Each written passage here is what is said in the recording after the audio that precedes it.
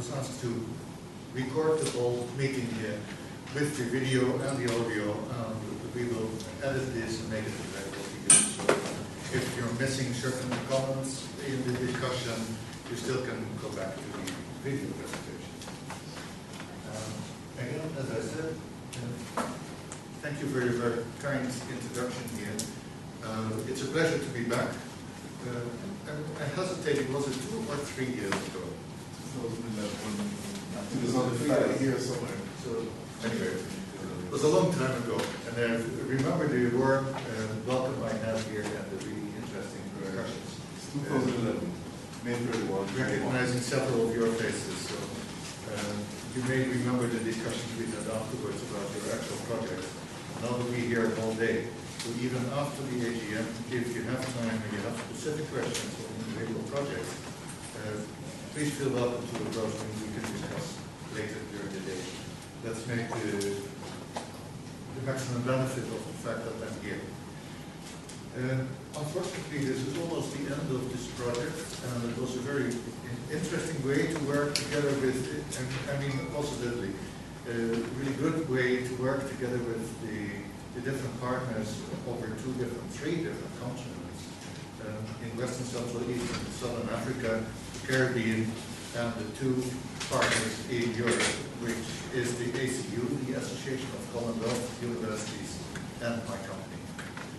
Why my company? Because we are in Brussels and we have a certain training material experience to train people, especially train research managers and knowledge transfer officers. And this is sometimes lacking in universities. Good level of excellence in science, production of publications, but then rather uneasiness from what to do next. How do you use the results to the benefit of society? Who can benefit of the results of your science? And as Paul said, how do you access the funding streams that are out there that are specifically linked to partnerships? Partnerships between research institutes, universities, and industry, and other stakeholders like NGOs and government bodies and associations and hospitals. So with that in mind, Paul said already there is this new program, Horizon 2020, which indeed will be a significant amount of money. It's the largest public research funding in the world. This is for 7 years. Across all sectors, and the good part is reserved for basic science, another part is reserved for collaboration with industry, but the largest part, as I will show you in a minute, is really dedicated to using science to solve society challenges, as Paul said already. And this may be new to many university scientists. Getting out of the laboratory, getting out of your comfort zone in the library, and then think about how your knowledge and expertise can help together with others to solve a problem. And that will be the red line throughout the presentation, if you like, because that is essential in order to write good proposals. And after the break, I will tell you a little bit about what good proposals in terms of this new funding program should look like. What are evaluators looking for in order to fund you from Europe? Now, many of these principles are probably overlapping with many other funding agencies. So what you learn here for the Horizon 2020, you can directly apply to other funding agencies. So some of the principles are general, and I hope you can apply them in your own group immediately, even if you don't apply for Horizon 2020 already now for these first calls. So the bottom line is really how you develop project ideas, how do you line up your objectives with the donor needs, with the requests. You have reserved 70 billion euro to do specific things, not as a charity just to hand out without any link with objectives of the funding program. And then how do evaluators actually judge your proposals? What are the elements they are looking for? Can you do it all down alone, or do you need help and assistance? And the good part, especially since you're based here in Jamaica, is international cooperation. There's a lot of foreign country and territory around you. Like where I come from, Belgium is a very small country, And we have a lot of foreign countries around us. So immediately we go outside and collaborate because we're so small. And in that way, we feel with you that the need for international collaboration is really the way to grow. Now, for your background, Paul said already, and you can read these. Am I in your line of sight? My own background is a bit mixed. It is, for 15 years I've been working as a scientist like you on the academic side. In the early 80s I was teaching at the University of Utrecht where I did my PhD. Then in the late 80s, early 90s I worked at National Institute of Health for 7 years in the US. And I also did a professor at the University of Pasteur in France. So until 95, for 15 years I've been an academic like you. Sometimes working with industry, but really from the academic side. Always maintaining a balance between basic science and applied science. Always getting funding streams for independent fundamental research and then internally translating this into what could be useful for our partners outside the laboratory. Then in 95, 96 I switched jobs from academia to industry. In Belgium I joined a small biotech company. We developed drugs and diagnostic tools for HIV/AIDS. This is not something that is a Belgian problem, it's a global problem. And most of the patients, you know, are found in Africa. So right from the start, the company was a company that is very much looking with a global perspective, attacking a global problem. And you can't do that alone. When we started the company, it was very small. At the end, when we attracted public funding plus private funding, we sold the company to Johnson & Johnson for 500 million euro, with 250 people on board and 400 partners around us. Just to give you an indication how you can grow, but also that if you want to attack a global problem, taking small steps towards a long-term goal is something you do in partnerships. And that is the way to attract and get access to big money. So you start small with a long strategy, and then in partnership you attract money. And this is exactly the most important message I'd like to get you across today. Because that same principle applies to the Horizon 2020 proposals.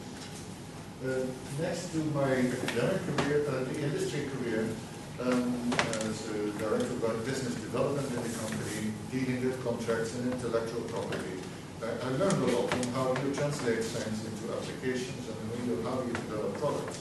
So I can share some of the examples with you. In parallel, I was the president of the European sister organization of CABRIMA. It's the European Association for Research and Innovation Managers. And IARMA in the early 2000s, 2002, 2003, has established the second association in Europe on all knowledge transfer offices. Both associations are running in parallel in Europe. And together they cover more than 1,000 organizations, both industry, private, as well as public research institutes and universities. And that's a vast network you can tap into. If you link CABRIMA with IARMA and other associations that are globally active in research management, innovation management, and knowledge transfer, you tap into the key people like yourself who have the internal network inside the association, inside the institutions. And that's a wonderful way of building and supporting research projects as well. So this is one tip I'd like to give you. Secondly, later in the AGM, we may be able to share some experiences from other associations abroad, how to let grow CABRIMA and to benefit of the Caribbean. To make a long story short, end of the thing was I started, I got out of Johnson & Johnson and started my own company 11 years ago now. And we do exactly this. We build partnerships between academia and industry. We help to translate knowledge into products and bring them all the way to the market, while giving access to public and private money and protecting your intellectual property rights. So what I'm telling here is what we do in every day. We are not consultants. We actually work together with universities and industries for partnerships. So yes, we do give consultancy and training, but we also can take risks. We can even invest. If there's a technology that is ready to go to a market, we can invest as a is our business model, if you like. I'll come back to the business models later in this presentation, so that is relevant. The other relevant thing is that translating knowledge into products and bringing them to the market, it's not sufficient. If you publish something and you just indicate your industry partner, look, I've published in Nature, this is my technology, you go ahead. It's a whole process of developing products and make sure that they match the need in the market. If there's not a need in the market, the company will not make a profit. They will not be interested in partnering with you. So it all starts with the need. Where is the need? Where is the pain in the market? Where is the gap? And can your ideas, knowledge, expertise, service, products, prototypes, materials, information, can they help together with others to address that need? You don't have to sell it yourself, but think in this way. Where is the market need? Where is the problem? And that can be a commercial problem or a social problem. Both are needs. So I'm not just talking about commercialization here. Now, I sort of organized the slides in this presentation, and again, as we said, you will get a copy of the presentation, so don't worry about the details. And I will go very quickly through some of the slides, because they're more for reference for you later. So please use the presentation in your everyday life and discuss it with your colleagues. First of all, I will go a little bit about the structure of EU programs, and specifically about the new Horizon 2020 program, because there are aspects that are completely new. And then after the coffee break, I will discuss a bit about successful proposal ranking, and especially about intellectual property and how do you negotiate with business. How do you position yourself as an academic institute versus an industry partner? Okay. Because you have a different role. I'll come back into that after the coffee break. So first of all, as Paul said already, a university's role is of course to teach bright brains. But research next to the university creates new knowledge. And the bright brains are useful and essential to do the research, but the reverse is true as well. If you have new knowledge you discover in research and you publish, you can use it back into your education program to innovate the education. That's one line. So actually the one arrow there is two ways. Now, to publish research is one step, but to make the connection with innovation is quite another step. And I will go into a little bit more detail now, because in the Horizon 2020 program, this link between education research and research towards innovation, towards market, is the core of the funding. So if you understand that process, then you know exactly where your project will be positioned. If it's rather fundamental research, is it applied research, is it collaborative research with industry, is it social research that contributes to a market need in society? Now, you as research managers have a different challenge. How do you manage this? The scientists are producing the research and they publish it well. How do you manage that process? And as I said earlier, the process from science to market, and in this case the product is the car, is a long process. And many people in business schools especially, they still think in this linear way. They think you have an idea, you transfer it to industry, they make one product, and that's the end. And all the profit comes from that one product. But the reality is much more complex. The reality of science, modern science, is working in virtual teams globally with all kinds of expertise linked. Management is important there to organize this in a structural and a logical way, so that you're not working in that random in different directions without any strategy at all. So the management of research has a steering role, if you like. Next to the supporting role for the administration, it has a steering role too. Not a scientific steering role, but rather to push ideas in a common direction together with others. And there's no, in these networks, there's not one product coming out. Knowledge can be reused. Knowledge to create a car incorporates knowledge on how to do the process of assembling the parts. That knowledge can be used to create other parts, for example, airplanes or machines.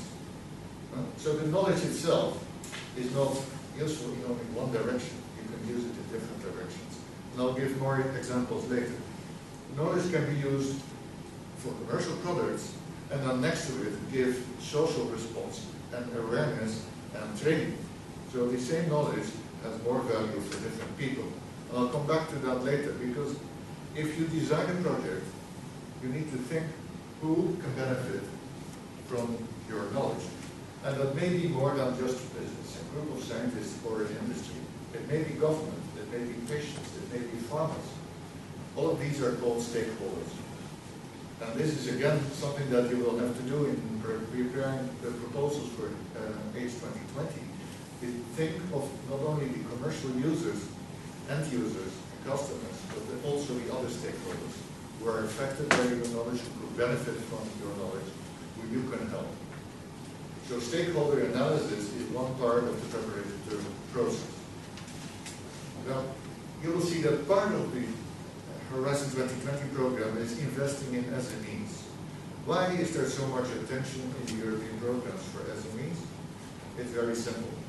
Europe wants to invest in science because science can solve problems but also create jobs in the industry.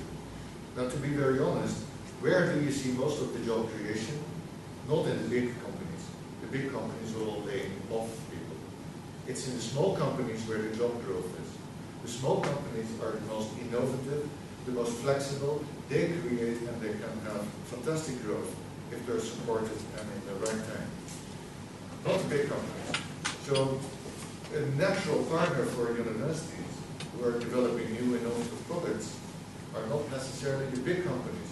First have a look which small companies around you, not necessarily Jamaica alone, can benefit from your innovative technologies, and can you help them create real growth.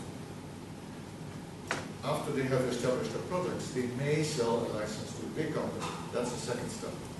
But that's beyond your immediate partnership. Immediate partnerships of universities are quite often with small, medium enterprises. And Europe, we know, we are in an economic difficult period, so job growth, employment growth, and maintaining small, medium enterprises with competitive products that can be sold all over the world is extremely important for Europe. So, should we ask questions or juncture? no, let's have the questions along the way. Yes. Are you saying that for each 2020, that partnerships that include SMEs are an advantage? Yes. But still, first you need good science and a good plan and implementation and create impact. I will come back to that in a minute. But next to those main criteria, it's a tremendous advantage to have SMEs inside the projects. I would perhaps even turn it around. For most of the calls, SMEs are essential. Essential inside the project. Not only to do the research and development, but really to take the product to the market. Both. So yes, it's essential. What about community-based organizations that are in what is called civil society? Civil organizations, or in principle, everybody can partner in these projects and would be welcome to work together with universities and companies. So patient organizations, farmers, cooperatives, NGOs working on social aspects of urban poverty, for example, all of them are, if they have an essential role in the project, they're essential to the consortium. I'll come back later from how do you judge the complementarity of partners in a consortium, but that is one aspect. So yes, good practice says that for many of the European projects, SMEs and the several organizations, NGOs, are inside the partnership and not just hanging out there and being consulted, involved in, engaged in. Now the other thing is that SMEs, as I said, are quite often the most flexible and innovative and quick to adopt new technologies. So they can adopt technologies that you have discovered and published, and then they can produce prototypes or new processes much more quickly than the larger companies. So that is another example. They have a challenge to face because they are small. They do not necessarily have the right capacity to follow up and sell their products all over the world. They do not necessarily have the expertise in finance management and intellectual property and all that. So, as a university with a lot of expertise on board in different disciplines and faculties, you can also help the SMEs, help with everyday problems as well. Especially if you're in a trusted partnership together, they can really benefit from a collaboration with universities. So how do you get access to the funding? For those of you who were here 2 years ago, this same slide I slightly updated, but the same principle is there. You have basic funding, first stream, as you said, from the government to pay for the buildings and for salaries and basic equipment. You have second stream for teaching, and that relates to part of your job. But for the research, the expenses, the new equipment, the new ICT databases and infrastructure, developing new chemistry for materials, and the pilot studies out in small field tests, that is what you need. And you cannot cover that under your normal operations. So that is where the expenses come in that you apply for the research funding. This is just a very busy slide to indicate to you that there are dozens, if not hundreds, of different funding agencies and sources, and each will have a slightly different angle.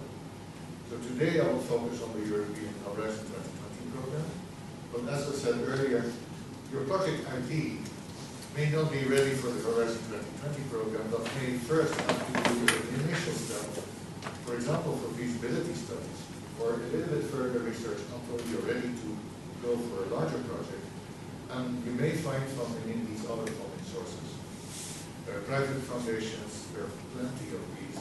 There are even corporate foundations of the larger corporations like to do community outreach and corporate social responsibility. And you see more and more, and this is rather recent, that large corporations are using this money from the CSR budget for research, especially if it has a social context, solving a local social problem. Now, this is something you can tap into as a university, and use that to prepare for larger research projects later to really make a difference. So use funding as a strategic instrument and try to link project funding from one to another in order to avoid that you write new proposals for in a scattered way that you never advance in growth. So that's an important thing. And that means that you have to think about your strategy of your group, or your faculty, your institute. What are the success factors? And do a SWOT analysis, if you like. What are your strengths? What are the things that you can offer to other partners as unique materials, or unique knowledge, or unique tests? And what are your weaknesses?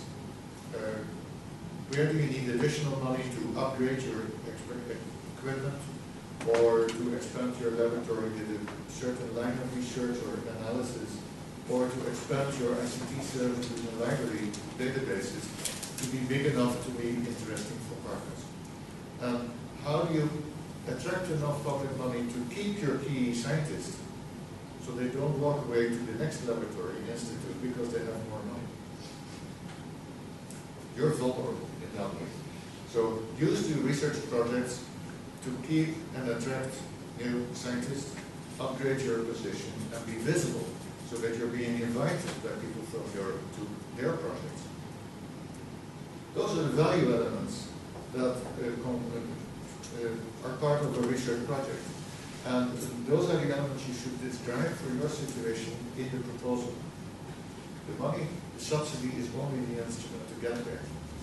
But if you describe what value you build and the capacity you build in your institute by using that subsidy, that outcome, that will be judged by the evaluators because they want to see what is being done with their money. Now this you know, science is global, competition is global. If you publish in internationally peer-reviewed journals, the competition is fierce. The same applies for industry. Industry is competing globally too, in a different way than you, but there's. So why not join forces to attack global problems? Each contributing a piece of the puzzle and trying to match and join forces. Because the problems are very complex nowadays. The easy problems can be solved locally, but the really big problems you have to work together. And there is really the need for international collaboration. Quite often you see that we have local assets or local solutions that are completely unknown in Europe. And that could be very beneficial for people there. Think of how you deal with local communities here to fight poverty. Think of the way you distribute medicine to patients. The same medicine could be distributed in 10, 20 different ways, and the kind of distribution channels and how you organize it might be more efficient than in some countries in Central and Eastern Europe. They can learn from you.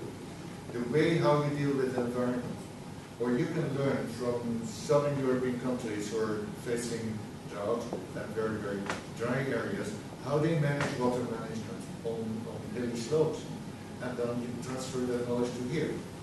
All of that is a fantastic basis for international collaboration.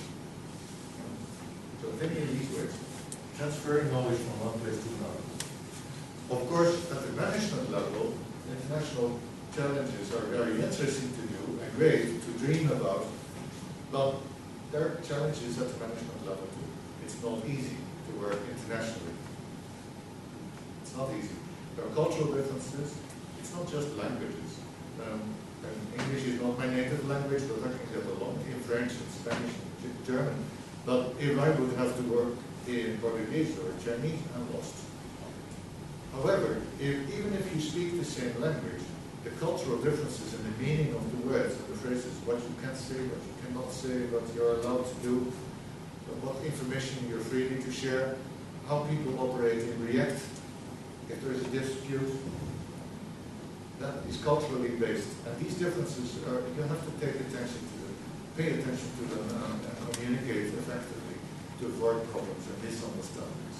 So I'm not saying that everybody should be collaborating internationally because this is Cloud 7. No, it is difficult, but it is the way to grow. And it's the way to do really interesting things to become visible to the international community. Of course, it's fun too. It's fun to work with people like here, taste the good Jamaican food, and enjoy meetings here, and you go to Europe and other places and share experiences beyond this proper science. And that builds friendships. And friendships can be a very powerful foundation underneath research and technology projects. And overcoming little problems like that, if you build friendships, that makes it much easier. So that's the conclusion here for this part. Europe invests in science and technology because they want to use knowledge to create solutions, jobs, and economic growth. Social solutions, jobs, and economic growth. Okay. This I said already. So access to new knowledge and infrastructure and new things are the benefits coming out of this international collaboration. Now, how do you do that? From research, going to product development, going to innovative solution in the market. Let's distinguish between two things here. That is innovation, changing ideas, materials, putting them together. And the horizontal bar is rather value chain. And that's going from an idea to something that may work in the lab to something that is actually sold in the market. The value chain is the horizontal bar, and that has nothing to do with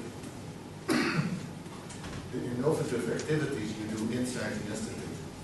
So it's useful to distinguish those two. Let me explain. If you use know-how and different components and materials, and you assemble them in an innovative way, you build a new prototype of an innovative device, machine, process. Next to products, you can have innovative services. Think of all the machines that are being sold, where the same company also sells training or maintenance services or repair services. quite often they make a huge amount of money on the services and not on the product itself. So that leads me to the third, who is delivering what?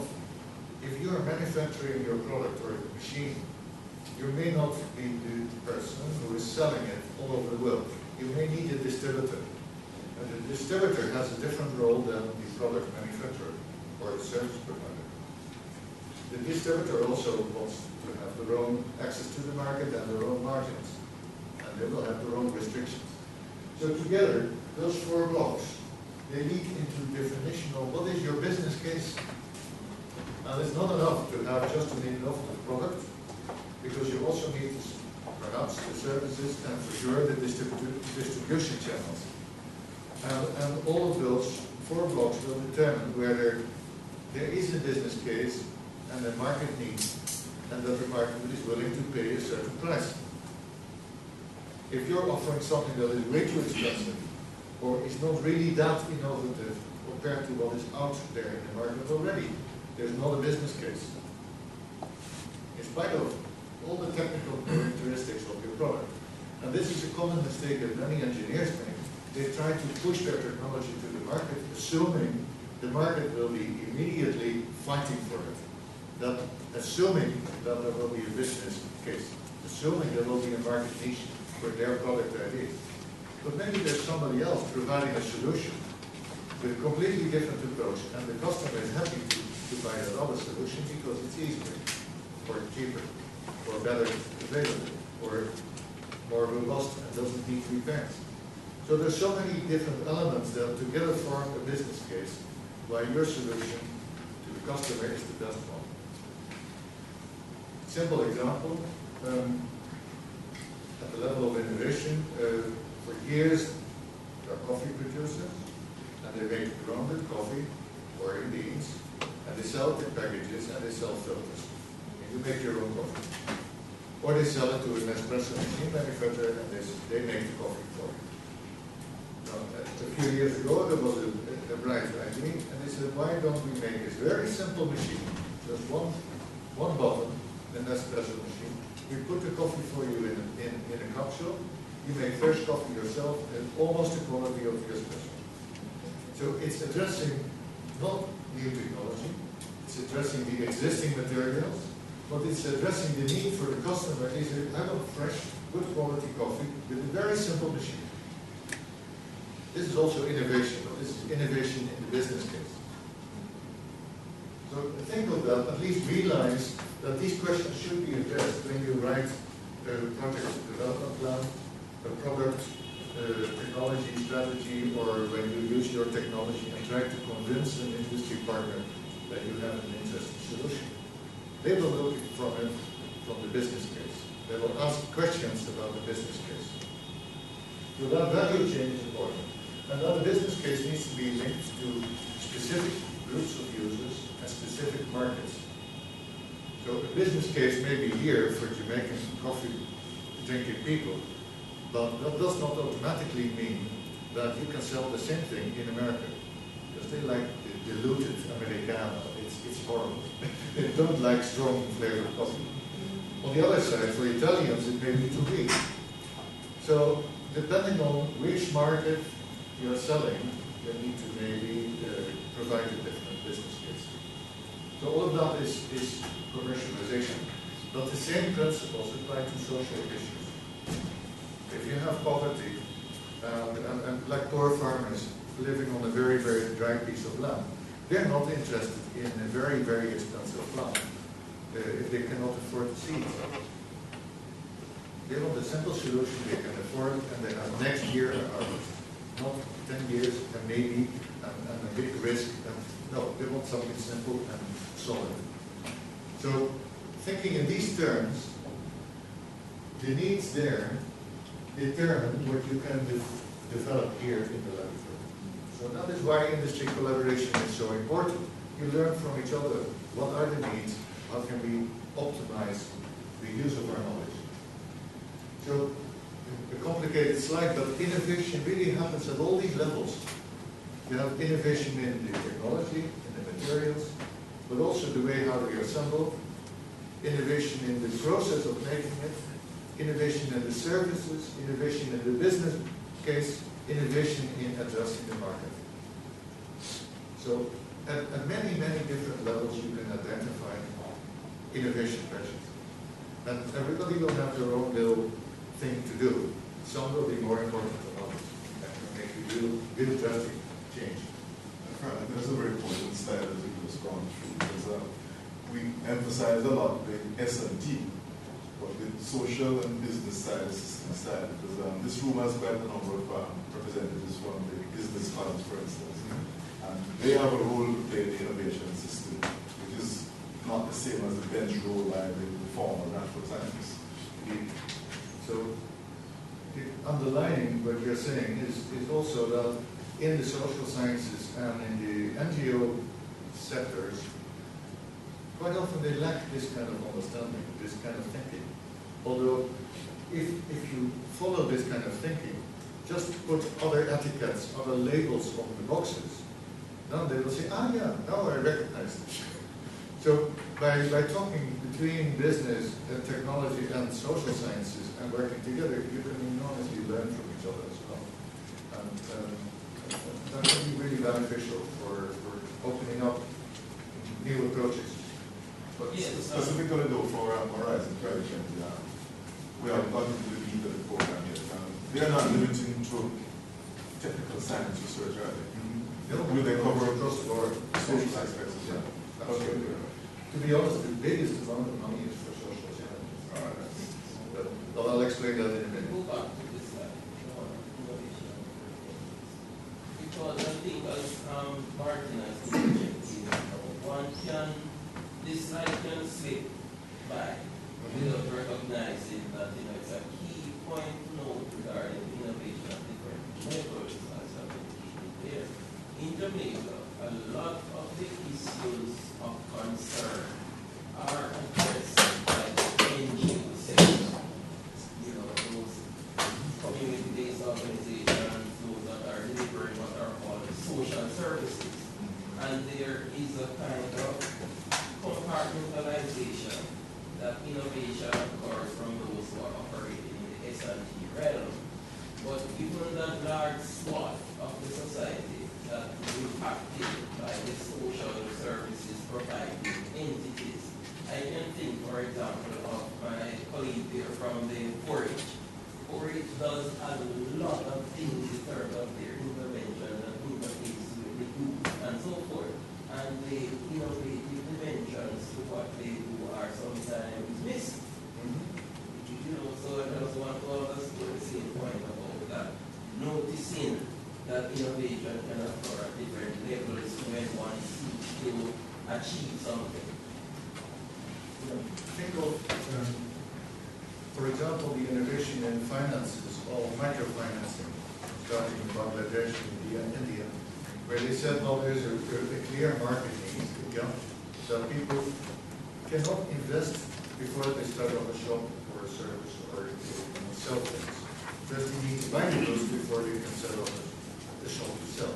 So why don't we lend them a small amount of money? On the condition that there's social pressure upon them so that they actually do pay back. Initially, there was enormous criticism. People would say, no, it will never work. You never lend to poor people because they will not pay back. You will lose money. The practice is very different. Because of the social pressure, these people are meticulous in paying back. And actually, their payback capacity is much better than larger loans in the Western world. So, to be very honest, it's really innovative the way social active and ethical banks have thought about how do you judge the payback capacity of somebody who lends. And this has made a huge difference in poverty, because it's like an upward spiral. A small person who earns a little bit of salary, then they can support their children, they go to school, or they can actually have light to learn at night. That's good. And that lifts the whole family after a few years out of poverty in the deepest pit. So the ripple down effects of the secondary effects are far greater than even that one person got alone. And that is a good example of creating impact. And I'll come back to that in a minute. The difference is not only creating an instrument, in this case a financial instrument, and helping one person, but something that ripples through society that has a larger impact than the simple loan we gave. And that same principle applies to science and technology grants. And you invest a small thing, but the impact could be much, much bigger. You mentioned the reason why the EU is embarking on this H 2020 project. What would be the benefits to the European Union for the Grameen-type project? Multiple ones. First of all, the arguments I gave earlier. Better science, more jobs in this small industry, and competitiveness globally with products and services. That's the simple metrics that any economist will use.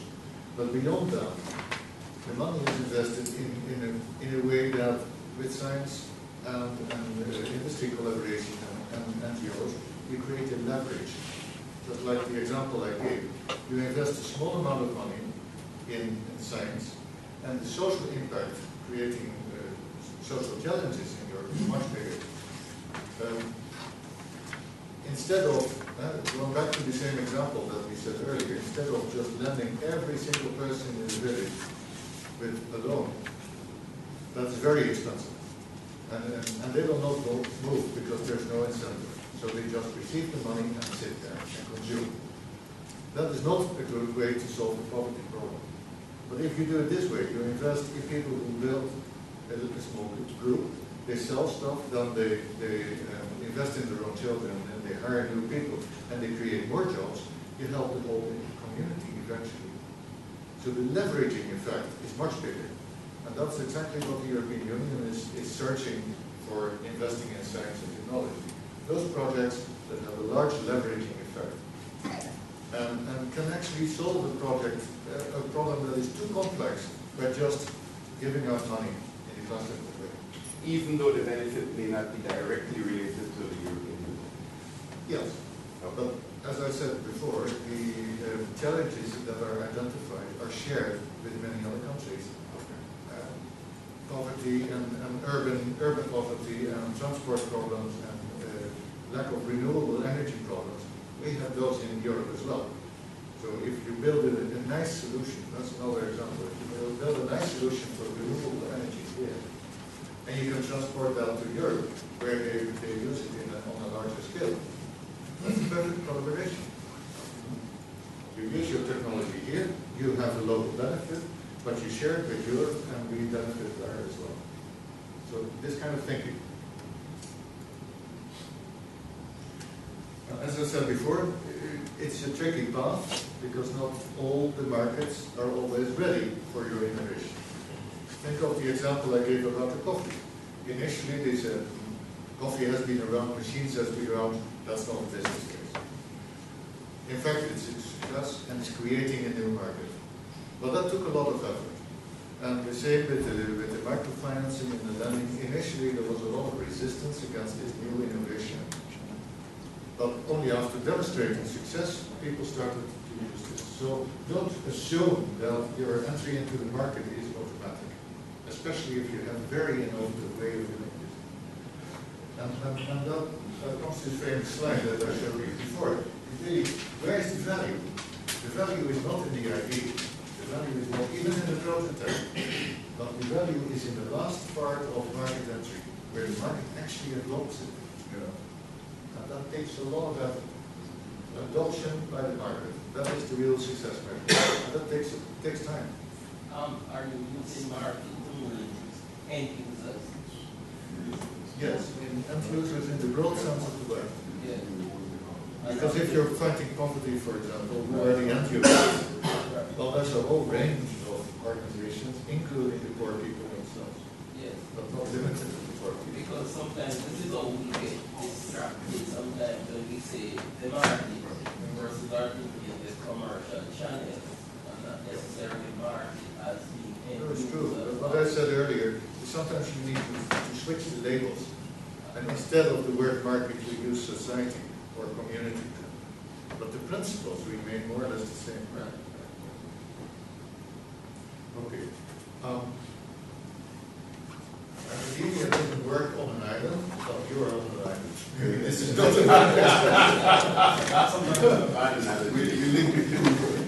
But what I mean is really that if you collaborate with industry, you're in partnerships, but that is part of a much larger group.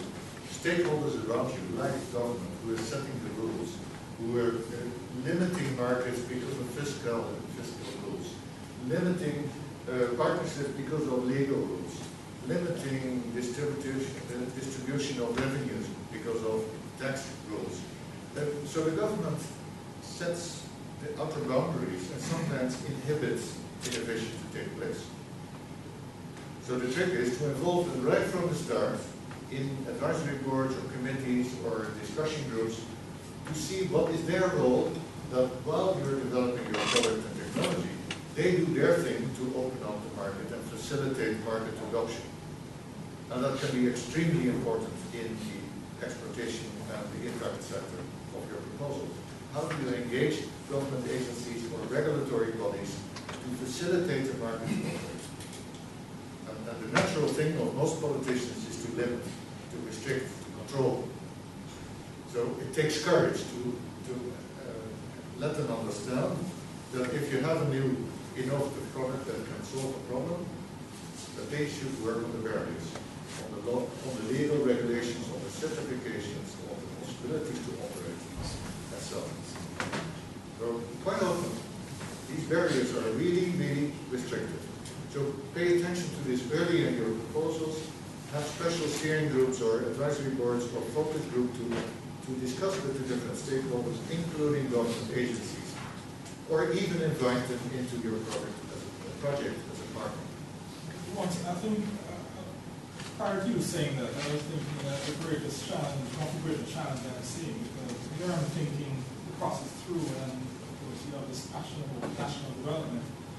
Because national development feeds into individual development also. It's a foundation for personal growth and growth of each institution. But challenges that you describe are true, but I think here in Jamaica there's an additional challenge because there's another layer. What we call our procurement and divestment regulations that are set up, which literally limits our ability to even have a conversation with the government because in breaching these rules, even when we come to implementation, and yet the government is the single largest player as far as the GDP is concerned. So I'm not too sure. I think we need a project how to get over that challenge itself. No, you're absolutely right. We're facing exactly the same thing in Europe. In many different countries, each country has their own rules, and some countries are exactly what you described.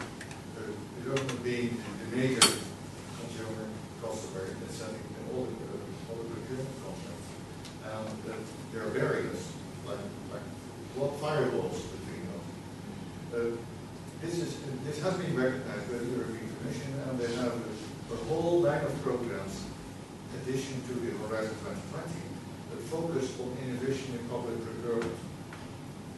So Horizon 2020 is not the only thing that is changing in the next 7 years, but changing public procurement so that it's open to products, that is opening up markets instead of just looking at the price only or just looking at the limited number of countries we're able to. And that may change the economy enormously. There's another thing, and that in my own sector where I come from, health sector, you cannot just sell drugs off the counter if they're regulated drugs. So you have to work with the regulatory authority. And sometimes these are so restrictive that they actually bar innovative medicine to be accessible for the patients. So that's exactly just to underscore a bit what I'm saying, but it's not just regular inefficiencies in procurement. There's actually a separate legislation, statute of law, that literally prohibits an interaction with government when it comes to developing projects. How you can interact with government. I do believe, I think both sides of our political path recognize that we need to change those regulations. Yeah. But I do believe before we can go forward, we literally have to have a project to get them to change that, amend that regulation. And they will never change the rules unless they understand why it's so essential. So you need something to cause that change. So what we do in some of the more complicated projects, we have a special work package on regulatory constraints and barriers by government. And we have several meetings, and it has nothing to do with what's happening in the lab, but this runs in parallel. Okay, Frank, I Yeah. just want to also comment on this, just to cite an example and to underscore the point you made about this stakeholder analysis, including government and regulatory entities to be included. We have a project here that has certain risk factors, and in the conceptualization of the project, in recognition of the risk factors, we included the Ministry of Mining, Energy, STEM, and the Bureau of Standards. Yes, Science, Technology, Mining, and Energy. And the Bureau of Standards, because the project involved using hydrogen gas, which is combustible and explosive and so on, and their inclusion as part of the project, so that we treat with the regulatory issues and the safety and consumer concerns and all of those type of things. So I think it's an important point to note that where the project has issues to do with getting over regulatory hurdles that are actually in place, that getting them on board early is good as well. At the level of procurement, even about price regulations. Because if the procurement rules set the price way too high for any consumer or way too low for any producer, there's a mismatch and further development of that. And that relates to investors as well. The industries will be under pressure of their investors to make a maximum profit and not to lose too much. So understanding what their pressures are will help in understanding how you can negotiate a good agreement together.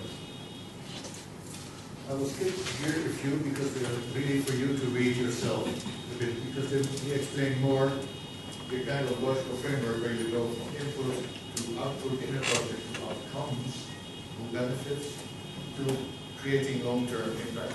And if you understand that process a bit, it helps you with writing the proposals. Now going in the last 15-20 minutes here before break, really to the Horizon 2020. I gave this long introduction because it's essential to be able to read the goals in Horizon 2020 and see whether your idea fits in the goal. If you don't understand the background, you will see a few keywords in the goal, you say, that's my topic. Maybe not. So understanding the text there with this background will help you in choosing and reading the work programs. The previous FP7 program was the program that has run for the last 7 years. It's finalizing now. And you've seen that more and more of the project management, uploading of projects, work documents, reporting, everything has merged from individual databases into one-stop shop place called the Participants Portal. And under Horizon 2020, everything will be under the Participants Portal. So that helps, so you don't have to start searching in many different work places. Just briefly, because you mentioned that yesterday, there's this one program under FP7 which will continue under Horizon 2020, and it's called the Marie Curie Mobility Program. I just included the slides here because this will continue. It's one of the most successful programs. And if you see in the work programs, the Marie Curie Mobility Program mentioned, this is not for just doing collaborative science with industry alone, but the main purpose is to move brains from one institute to another, to learn from each other about the non-written, the know-how, the non-published research. And there are fantastic means to exchange young students or experienced scientists between Europe and Jamaica, learn from each other, and connect networks in preparation of larger research projects. So that's the reason why I mentioned this. So, you're going to go further to the Horizon 2020, Yeah. but this is slide was meant to show what? This is meant to show that all the previous documentation that we're used to search for in the European programs, was Concordis, and many other different scattered places. All that information now will move to this portal. It's important because people still refer to Cordis as the place to look for it. But this, in the coming weeks, this will all be merged into the participants one. So this new website is still Cordis. And you will find there information on the new calls on the Marie Curie mobility as well. On this website, you can actually see positions posted for institutes who are seeking scientists from abroad, like from Jamaica, who work for a time, 1 to 2 years in Europe and then go back. So there's a lot of useful information on that website, and this will remain on this place. The Horizon 2020, as I said, is part of a much larger framework. The 70 billion euros sounds a lot of money, but that's only for the science and technology innovation investments. But the full framework of the financials of the European Commission for the next 7 years is nearly €1 trillion. And all the discussions in the last few months about how this should be divided over the different programs has led to a lot of uncertainty. But now, 1,000 billion euros has been cast in concrete and the agreements have been signed just a few weeks ago. So now, from now on, we can actually look into how much money goes into agriculture subsidies, how much goes in healthcare, how much goes to science and technology, how much goes to international trade, and all the other activities of the European Commission. Some of those subsidies, like the agricultural subsidies, are also linked to innovation. And this is new. So far, there was like firewall, again, like with procurement. But you give subsidies or you have procurement programs in one program and they don't talk to science and technology developing new innovation. Now the new strategy for the next 7 years is to make mandatory links so that everybody benefits. There are no firewalls between each programs. That means that, for example, if you have a laboratory built in Germany and you want to do much more advanced research, it's not only paid by the research budgets, but the infrastructure of the laboratory can come from other funds as well. Sorry. That's right. Quick one. What matters to us most is what's available to third countries outside of Europe. That's a pretty big and elaborate program, right? Yes. So from past experience, some of this is inside Europe alone. Some of it is into Europe and other countries together. And the lesser part is for third countries tapping into the resources. Absolutely right. To add to that same question, one notices that they speak to the matter of, okay, international collaboration will be included as part of this. So just so that we are clear about which part of this is accessible to us, that needs to be very clear to us. To be very honest, even in Brussels, this is not clear. Because you're that shot. Unfortunately, it's really, you have to do some homework. One thing is clear, is that Horizon 2020 is open to everybody and you can participate in all the programs there. So that is clear. Whether you have access from Jamaica to any of the other funding will be judged on a case-per-case basis. If it's agricultural subsidies, obviously this will be for Europe only. Yeah. If it's about building buildings in Europe, it's for Europe only. If it's about international social cohesion and international migration and trade issues, you may very well tap into the funds. But then you say, so Horizon 2020 is specific SME. Yeah. Research and innovation. No, could you just go back to the previous slide? Could you just go back to the previous slide? No, sorry. Yes. Yeah. I was just looking at item 1, 2, and 3. What is unique about those 3 is that those are issues that affect people everywhere. If you talk about global issue, its tentacles is going to run way beyond Europe. Absolutely. Issues of natural resources will impact people everywhere. So whatever they do to the environment in one place is going to interconnect everywhere.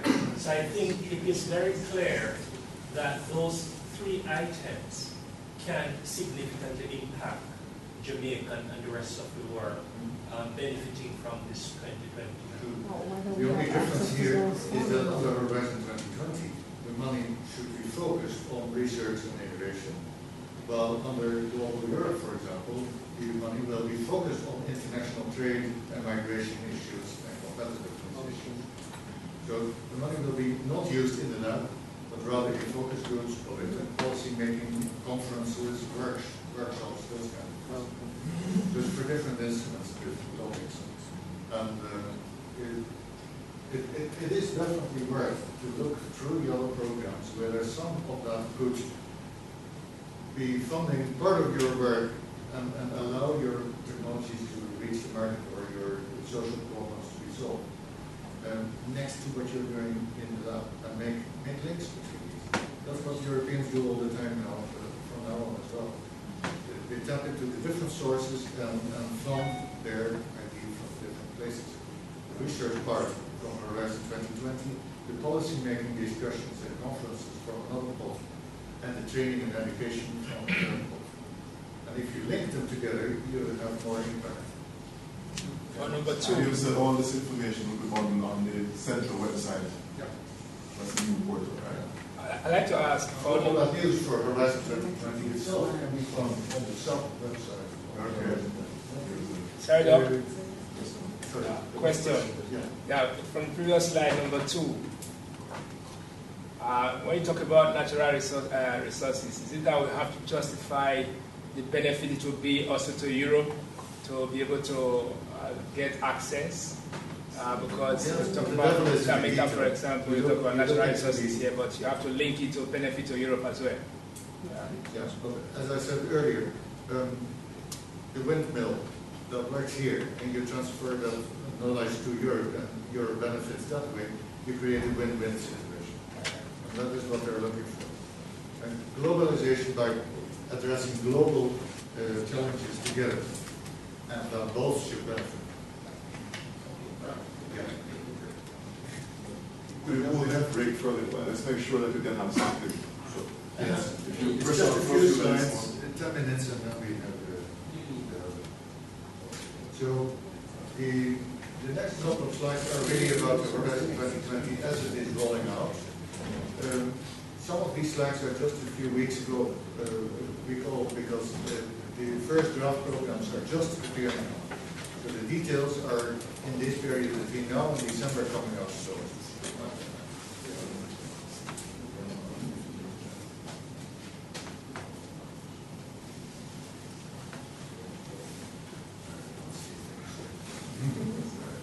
we can run this session for another 15 minutes.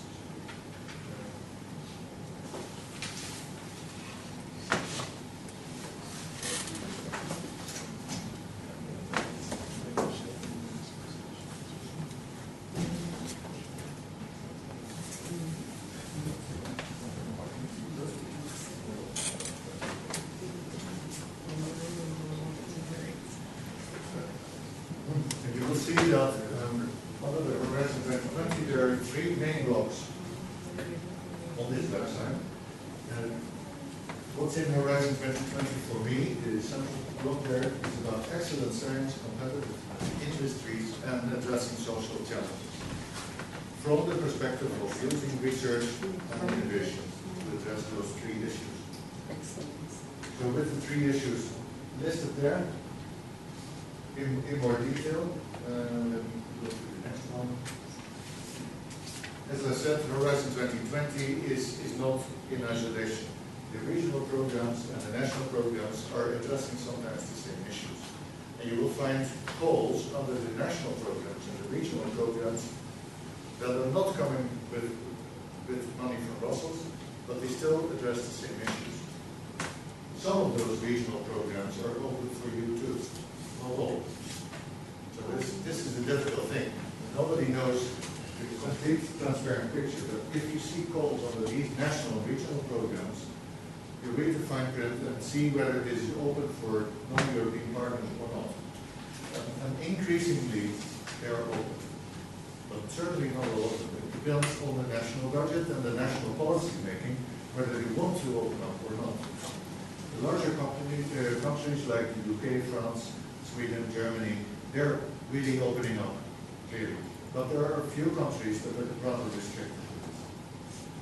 The European programs paid from money in Brussels, the Horizon 2020, is open to everybody in the world. Everybody. The rich countries like America, Canada, and now this new measure, Brazil, Russia, China, they need to come up with their own funding, but they can participate. Anybody else, like you, can participate and receive money on the same conditions as the European Parliament. So you're not treated special in the whole Horizon 2020 program. You're treated as equal to any European institute. Projects that are open, say, to Jamaica, must they have as a partner a European country? Yes. Okay. These are European programs, so I think I knew the answer. Three. I wanted to confirm. 3 partners in Europe is the minimum for almost all the programs. There's just one program that is open for one partner. All the others, you need European counterparts. Sure. Yeah. But the Jamaican participation comes on top of the minimum European partnerships. Huh? That doesn't change. That was in place already in the past. That will continue. As you see, there are 3 blocks of money here for the excellent science. 25 billion euro for basic science. So what is called excellent science here is basic science. That's not applied. It's really about absolute front-end top scientists. Very, very competitive, but real significant one. This will not be open for Jamaican scientists to do science here, but you can do this in collaboration with the European institutes in Europe, and they receive the money. So that is excellent science. The second one, competitiveness industry, is open to anybody, and you can receive money also here. On the first point of the research being done in Europe, the institutions are doing there and are partnering with them, for example. Could it be that an aspect of the research is actually done in the Caribbean, or is really focused on Europe? Well, for the European Research Council grants, these first category, it has to be done in Europe. But the research If an institute applies for a European research grant that way, and it opens positions for Jamaican scientists to come to German Institute and do the work there, Okay. that's perfectly possible. Absolutely. So this is the basic science part. The collaborative part with industry, I was talking about so much, and the society programs, you see that the biggest amount of money is here. Those are both open to anybody, and the research can be done here, and you receive money here. Only this one is restricted in Europe. So you see, it's not all applied science. There is a basic science, but it has some restrictions for location.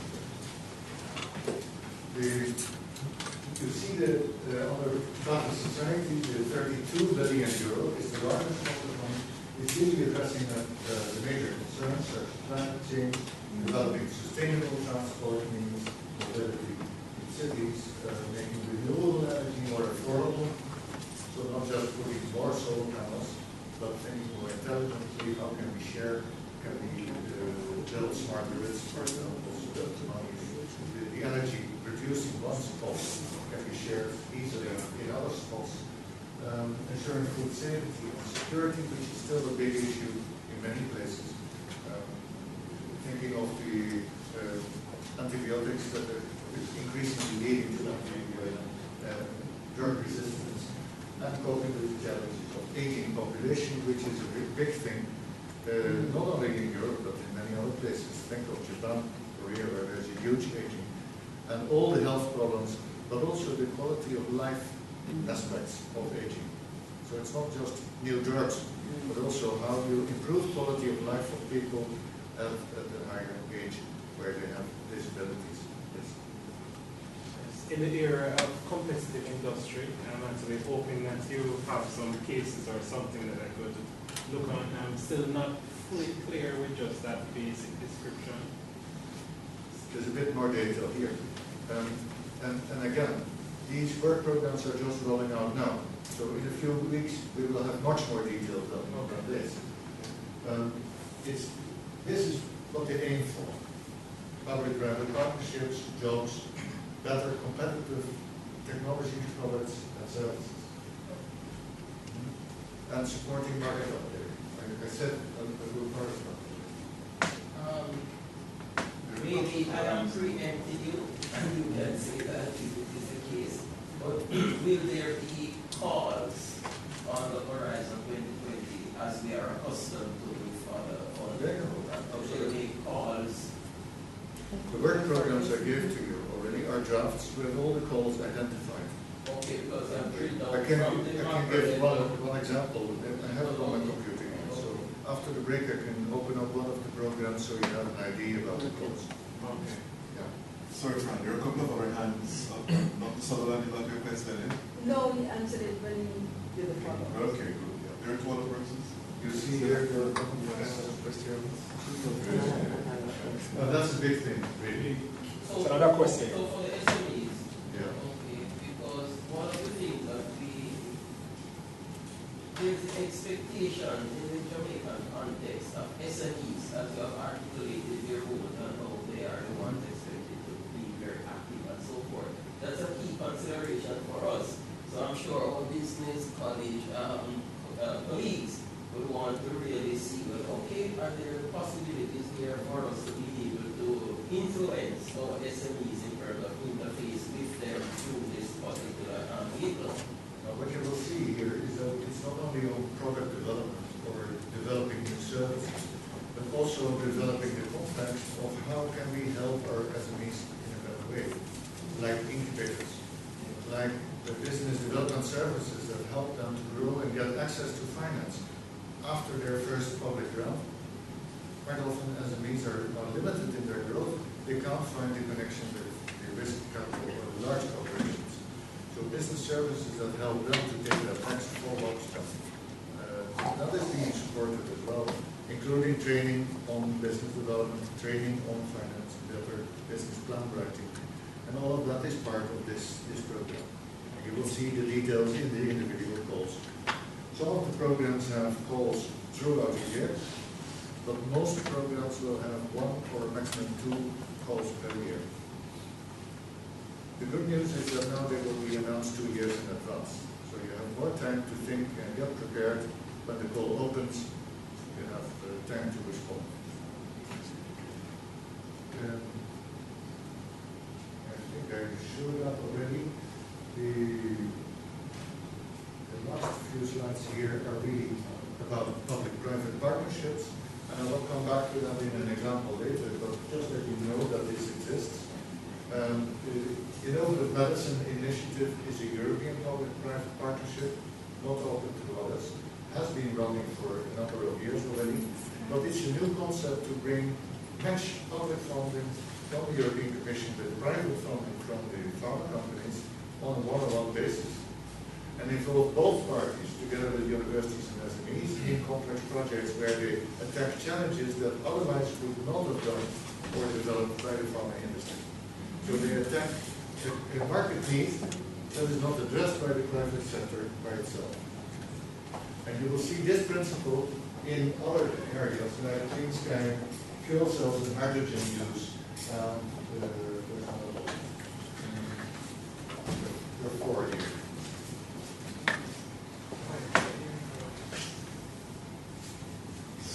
I don't see the other one. I think that needs to be shown.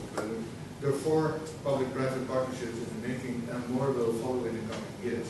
So this is a way, an approach to address market needs that are not filled by the private sector alone. Bring all these partners together. That seems to be quite effective. It's difficult to manage, but they're really addressing the society challenges in a novel way and getting access to leverage of private investments that otherwise we won't be invested there. The Global TV Alliance is another example of it, and there are more. The good news is that the funding will be more generous for you than in previous programs. In FP6 PPT7 in the past, this was 75% funding, and you would have to come up with your own 25% to cover the difference. This is wiped off the table now, and everybody, both private and public institutes, they get 100% of their research costs funded. Better even, they get 25% indirect costs on top of that. So this is quite fair. And there was a big fight in the European Parliament to move this, to really inject a significant amount of money into research. So that is really good. If you have a prototype and you want to test it out with customers and something that's closer to the market, you still get 70% funding. There are very, very few funding agencies who are this generous. Usually they fund only 20, 30, 40% of demonstration work. But this is 70% demonstration work. That includes marketing studies, business plan writing, getting access to private investment, intellectual property protection. All those costs are eligible costs and can be funded. So that's the good part of it. The simplification in the reporting will be quite drastic. I mean, we will want to see in the past, everybody was complaining about it. So the report will be very, very light, and everything will be electronic. So no paper copies anywhere, not even signatures or contracts, everything electronic. So that really helps a lot. And the time to grant will be 8 months. That means the moment that the call closes, the deadline, the evaluation 2-3 months, then program committee decision on which grants are going to be negotiated, and then the negotiation and the signature of the grant in 8 months. That's incredibly fast. Especially if you think that some of these grants involve consortia of 10, 20 partners. Each of them have to go through the process in 8 months. This is incredibly fast. That means the question mark there, are we ready internally in our management offices to follow up that quickly? I'm not so sure. So we may need a little bit more training on our support functions inside universities to react quickly. Is there a limit on the amount of projects that can go for funding from any country? Yes, you will see, just like in the past, that the call has a certain amount of money. If, for example, if there's a call on renewable energies for 40 million euros, they will invite between 5 and 10 projects of 3 or 4 million euros. And if the 40 million is allocated, they close. But each call will have that level of detail explained. That new project dashboard. Yes, I'll show you in a minute. When will it be up? It will be demonstrated in December. I've seen some drafts already, and it looks really user-friendly, very easy to navigate. By the time that the first contracts will be signed, which is next summer, it will be in operation fully. So we'll need some training probably on how to work with it. Yes, but what I'm asking is the Horizon 2020 website is live already. I don't know. This is alive already. But the board, the project, the core board, that will be alive a little bit later. After the first project will be in operation during the negotiation phase, actually. But I'll show you in a minute. So the thing one for other us, thing. Yeah. the thing for us at this juncture is to start to prepare the project ideas based on what the draft work program is for, and then the scouting for partners and so forth. Right? The first calls will be published in December. So in December you have the final details of the calls. And from then on the whole program will be in operation and active. Yeah. But since I gave you the draft work programs, you can start now. You have 2 or 3 months extra. You probably need it. Another good news is that the contracts are streamlined. So there's template contracts. There's very, very little discussion about that anymore. And you do not even have to do financial reporting with an audit if you receive less than 375,000 euros. So for the vast majority of the partners, there's just 1 page of a financial form you fill in. That's it. So the financial reporting is extremely simple for most of people, except the largest projects. The coordinators, they may need to know that if they receive more than half a million. SMEs, they will not go through endless financial viability checks because the Commission has realized that under the economic crisis now, many SMEs are weak in their finances. And there's a new instrument for financial guarantees for banks to help the SMEs to play part. So at that level, the financial level, there is a lot of improvements. That matter of the absence or the lack of requirement of time sheet, that's not where. I didn't say that. Sorry. Time sheets will still be necessary. No, the lack of audit. No, it's there. Staff working 100%. Yeah. So, time sheets will not be necessary if you have somebody who is working full-time, 100% on the project. But anybody else who is working part-time will still need time sheets.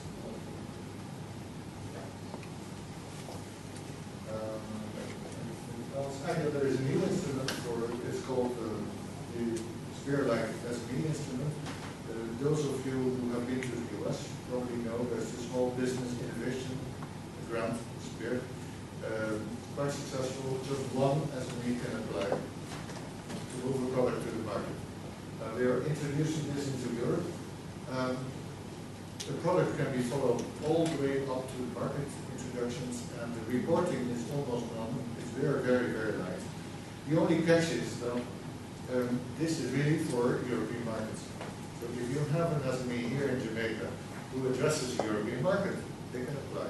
But an SME addressing a Jamaican or American market, they could not apply for this instrument. So there is still a link to the European market. Before we go, the last bullet point makes mention of the emphasis on international cooperation or increasingly co-funding. That's Brazil, Russia, India, China. Yes. Now they will have to come up with their own funding like the US and Canada and Australia in the past. They're rich, so they will not receive the funding from Brussels. They can participate, but with their own money. In the sense that they can also contribute to funding projects once they put in, because like in the past projects where South Africa was given a $5 billion or something like that. No, what you will see is that there will be calls coming from Brussels only, funded by Brussels only, and there will be separate calls by co-funding from different countries. Brazil has done this already, Mexico has done this also, where in South Africa, where there's a call where the money is put from the two sides, Europe plus the big country, and then the call text funds the projects selected. And that is a mode that will continue. And in the international cooperation that they mentioned, does it mean that the European entities that are putting up projects will have a better chance of getting funding if they show that they are partnering with the international entity? If it's an international cooperation call, it will say you need to collaborate with partners in international countries, in regions such and so. And if you see that, for example, if there is an environmental call in Latin America, in the past we had several of these, it will specify that for that call, it's mandatory to have Latin American partners. And European partners can only apply if they have Latin American partners in that consortium. But you need to look at the text of the call. Each call will have their own individual text explaining the modalities. Okay, in as much as they're emphasizing that, and so they will specify the nature of international cooperation. And the text was really detailed. So you will find these kinds of questions answered in the text of the calls. I just skipped a little bit here. Another good news, which is really important for most people, the VAT costs. VAT costs were not eligible in the past. That means that if you buy a piece of equipment and you pay 20-25% VAT, like we have 21% in Belgium, you have to cover that yourself. You cannot recuperate. Now, the new rule is that if you as a university can prove that you cannot recuperate recover the VAT, like a company can, then the VAT is an eligible cost that you can bring it into euros. So that helps enormously. And this is important for the management office to know. Less for the scientists, because it's rather the finance department and the management office who deals with the reporting, which cost can be brought in and out. At least this, I mean, this was a big issue for many partners outside Europe, and especially for universities who cannot really. No problem. You'll ask who commits on that side. Yeah. The owners is on the percentage. That's not, we discussed it yesterday briefly, has not been cleared out completely. I checked last night on the website. For the time being, this is for Eastern European countries who have a much lower salary than usual, and they can ask for a bonus up to €8,000 to compensate the loss of salary.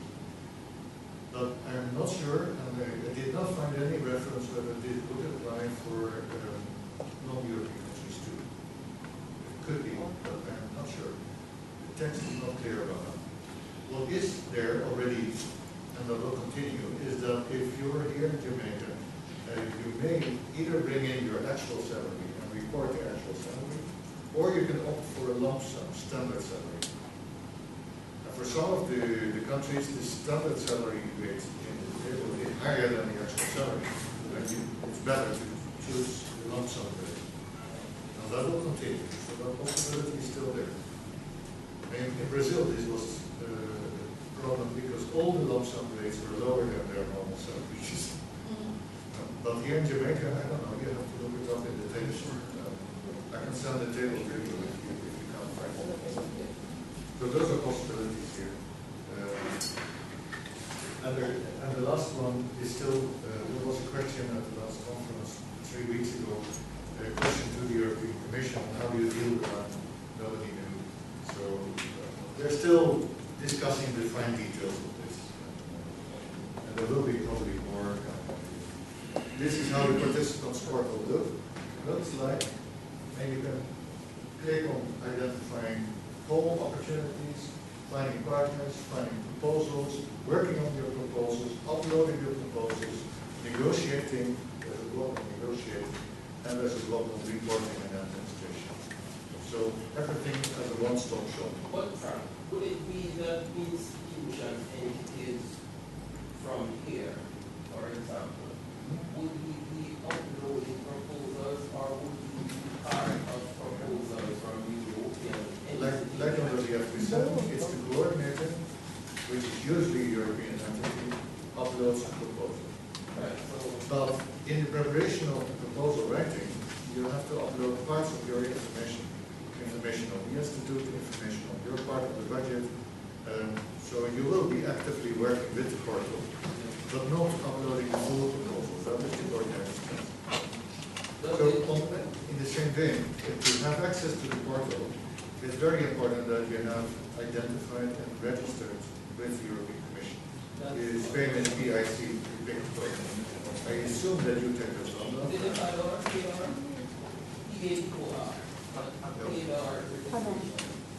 that is the office dealing with it, yeah. But I assume that the UTEC has that. we have done, and monitoring for our colleagues benefit the question of, the participant online registration system, register data, and you get a Euro aid ID number. So the question is. But Euro aid, that is not the same number. That's What I'm talking about is PIC number. Okay, but the long and short of it is that registration and obtaining that number is necessary. If one is the It's coordinator free, or and that can be done in just a few minutes, but every partner needs to have a PIC. Okay, for partner. It's not a big deal. It's just click, fill in a little form, and 10 minutes later you have an email. So it can be very quickly done, but we cannot proceed in the portal without. Okay, and this is how the reporting module looks like. You click on your project, you enter your code into the project, and then you open up for each project in which you are active. You have these little local icons there where you upload financial information and activity reporting. So, there's a balloon explaining what you need to do, and it's really simple. You don't need training to go through this. I mean, everybody can understand it very, very quickly. And it's quite robust, and there's a help desk to help you out with technical issues 24/7. So that really has ameliorated enormously. Unfortunately, Eurobate is not in here. Eurobate is not Horizon 2020. That's next.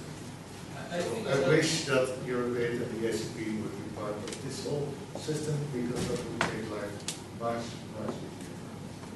And this is how it looks like for our Fit for Health project. That you see all the individual programs and all the deliverables. You can just click on the deliverable, upload the material for the deliverable, and the coordinator can see whether you have uploaded this, and then they approve, and then it's sent to the European Commission. So we don't even have to send it by email to the coordinator anymore. They can see it online. It's really, the management process is much more smooth. Just about ready for break as soon as you are. This is it. So you can see the details if you download it, and that was the last slide. Right. So sorry about stretching it a little bit, but this was one coherent part of the Horizon 2020. I suppose it would be clear for persons in terms of the instructions, what to do and so on, as we go into the particular portion or so. But the matter of probably, the putting oneself out there as a prospective partner. Don't know if you know what is behind the portal in terms of what the requirements are in that regard. In terms of the kind of information that you're expecting to put about yourself.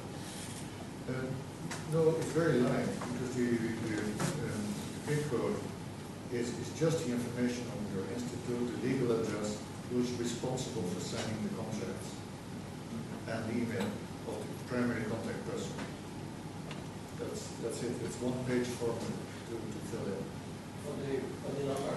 And then you get automatically a number assigned, and within a day or so they will check whether you have already a PIN number in the system or whether you're new. The moment that you have assigned the PIN number, you can use it for any publication, any proposal that you're preparing. You just fill in the PIN code and the forms are filled in automatically. So that saves a lot of errors in the administrative forms. That is the main reason why we installed this system. Sometimes you have one university, you have 5 different scientists and different faculties, each addressing different parts, and they all said, no, I can sign the contract. Well, it was actually the Vice Chancellor who signed the contract. So avoiding these kind of mistakes, now they have this automatic system. Just by way of tip, Frank, almost certainly there's going to be a big hunt for Caribbean partners, because the ACP sort of arrangement, Africa, Caribbean, Pacific. If our institutions can organize ourselves, know our talents, our skills, our specializations, we're going to have far better return, I think, being responsive as partners, rather than in the first instance seeking to be lead partners. Okay. So I would urge colleagues to be on standby, to be invited, and to have teams which can actually mount a response to these requests for partnerships. But being visible, to be invited, or does one effect that from? Or do you make yourself visible through the same portal there? I think there was a talk that spoke to partners, seeking partners. Seeking partners. You can search in the database. Yes, partners. You can upload your partner requests. The links I gave yesterday, and I can leave them as an extra slide in the presentation if you like. There are support projects where you can fill in your profile as a technology offer or an expertise offer. And then the support projects like the Fit for Health project or the European Enterprise Network, they will distribute that throughout Europe and increase your visibility. And these are free services. So you should definitely have free support services that are there. Yes, because our experience has been is that where the European institutions recognize that they need partners, they go on the hunt. So you need to be made visible so that they can be seen and invited. Very that is true. But that is true. You know that you just see someone and say you like it. You have to see your satisfaction. They have to see your qualification. They have to see your area too. And then they can say, okay, you're in Jamaica, you're in this area, we will want to partner with you. So that is true. It's simple.